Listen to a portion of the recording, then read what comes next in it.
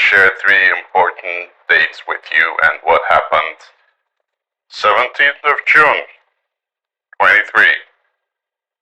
This is when African Union leaders traveled to Kiev and traveled to Moscow to see if they could broker a deal between the warring parties. They received somewhat of a lukewarm reception in Ukraine, as well as in Poland, where certain things apparently happened. And they also traveled on to Moscow. Their welcome in Moscow was a little bit warmer. During this meeting, President Vladimir Putin shared with them and the whole world that a peace treaty had been signed between Ukraine and Russia sometime back in spring of 22. This was initialed, signed, and it was ready to go. Nobody declared this peace treaty. When Putin came out and talked about this, there was no denial on the Ukrainian side. But we now know that following this peace treaty agreement, that war started on a larger scale, and the Russians were upset with this, of course.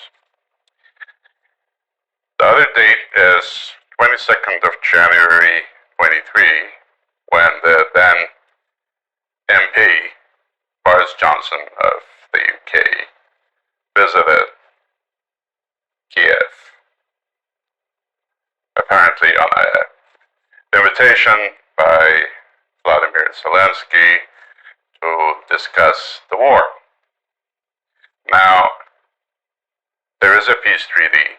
It was shown to the African Union leaders, and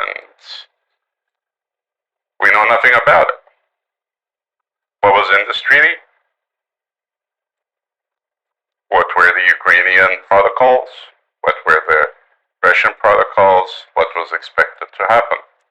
Now let me ask everyone a question. I don't think the Ukrainians will share their copy of this.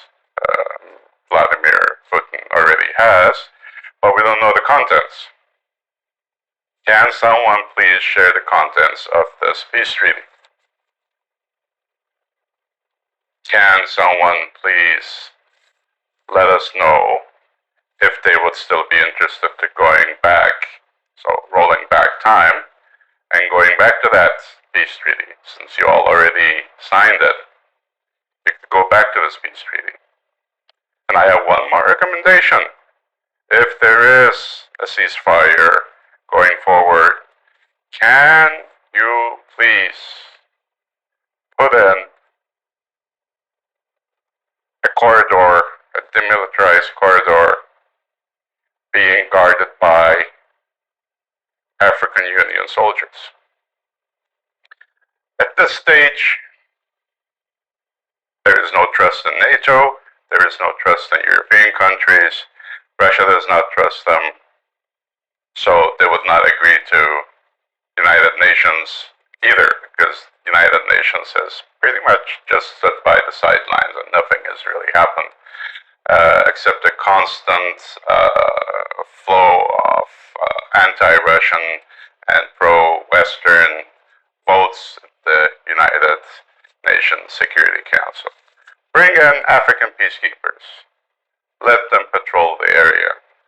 I'm sure nothing is going to happen to them, and it would help to strengthen the multipolar world that we're in, with Africans coming to the European continent and helping out safeguard borders and the people there. Thank you.